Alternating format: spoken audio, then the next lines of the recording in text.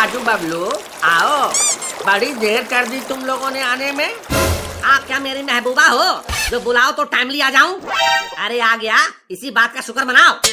हैं? ठीक है। नाराज काहे हो रहा है बे? वैसे सर, ऐसी खतरनाक बाढ़ के समय क्लास लेने का विचार आपको किस नीच और घटिया इंसान ने दिया है? ये कैसी बातें कर रहा है बे? तल के हकलाने से तो यही पता चलता है कि वो नीच और घटिया इंसान तल ही हैं, जिसको बाद में क्लास लेने की खुदली हो रही है। क्यों तल, सही कहा ना मैंने? हाँ, तुम लोगों का क्लास लेने का विचार तो मेरा ही था। एक बात बताओ गुरुदेव, इतने दिनों तक हमें पढ़ाकर आपने कौन सा घंटा बजा दिया जो आज सिर हिलाने आ गए? इतने दिनों तक पलकर जब कुछ नहीं हुआ तो फिर आज एक दिन में हम कौन सा अबतल बन जाएंगे? देखो बेटा राजू बबलू, तुम लोग गुस्सा मत करो। अभी तुम्हें पढ़ाई का महत्व तो समझ में नहीं आया है, इसलिए ऐसा कह रहे हो। ये कैसी बकलोल पंथी कर रहे हो सर? अगर हमें पढ़ाई का महत्व नहीं पता होता तो हम स्कूल ही क्यों आते?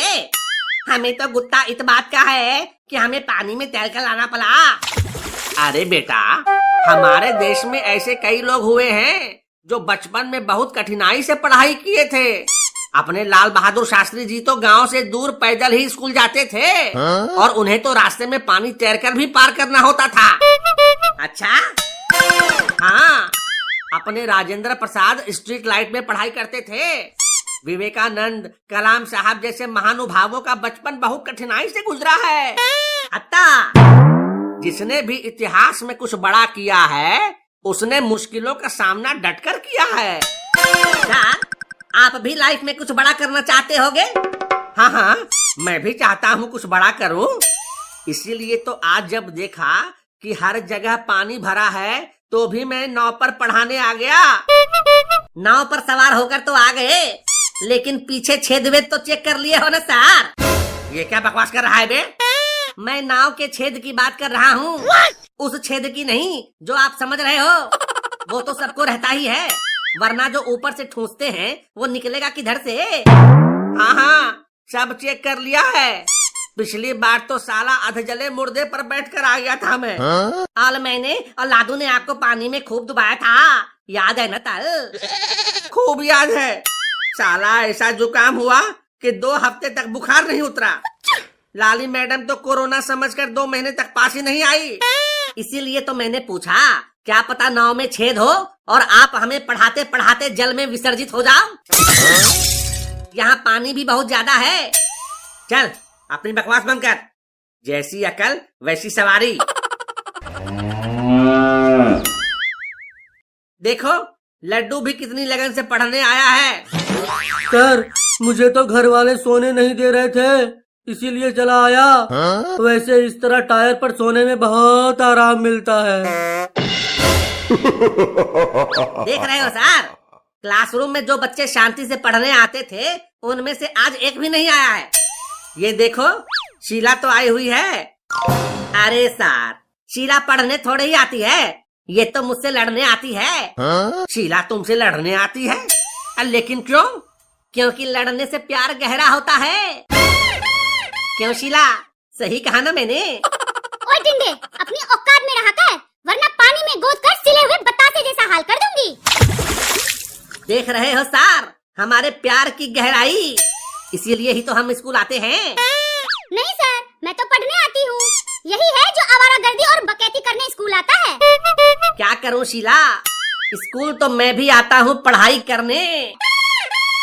स्कूल तो मैं भी आता हूँ पढ़ाई करने, लेकिन तुम्हें देखकर शरारत हो ही जाती है। अपनी हरकतों से बाज आ जाओ, वरना आज इसी पानी में डुबा डुबा कर मारूंगी। मैं तो पहले ही तुम्हारे प्यार में डूब चुका हूँ, अब और कितना डुबाओगी मेरी जान? देखो, खाली तुमसे मिलने के लिए मैं इस भरी बाढ़ में भैंस पर चढ़कर आया हूँ। तुम भैंस के लायक ही हो, आगे चलकर भैंसी को चराना है तुम्हें। ओए हो शीला रानी, तुम्हें मेरे भविष्य की इतनी फिक्र हो रही है? क्या बात है, मर जावा गुड़ खा के। अरे जुआ, तुम अपना मुंह बंद करता है कि नहीं रे? नहीं करूँगा। हिम्मत है तो आकर मार कर दिखाओ। आज पानी इतना है इसीलिए बच गया तू, वरना अभी ये आके सोट देता।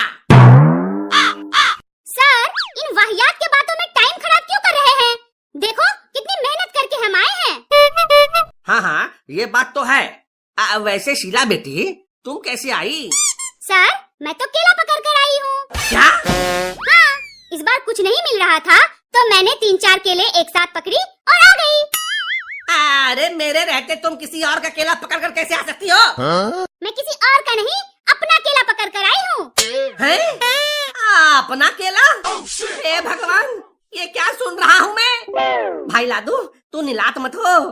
टीला भाभी केले के पेड़ के बारे में बात कर रही है।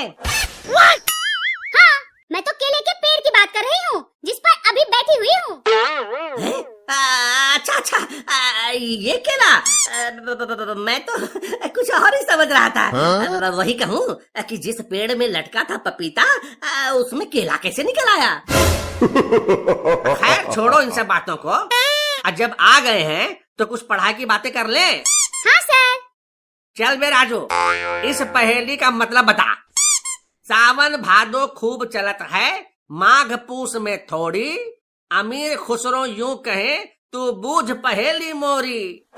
सावन भादो माघ पूस, क्या होगा इसका मतलब? बबलू, तुझे पता है?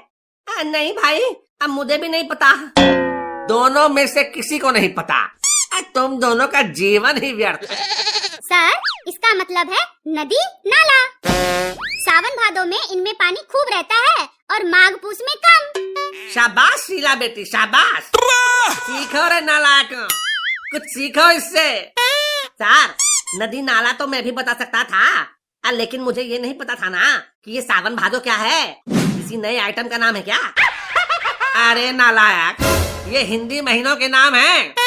तुम्हारा जीवन तो सच में व्यर्थ है।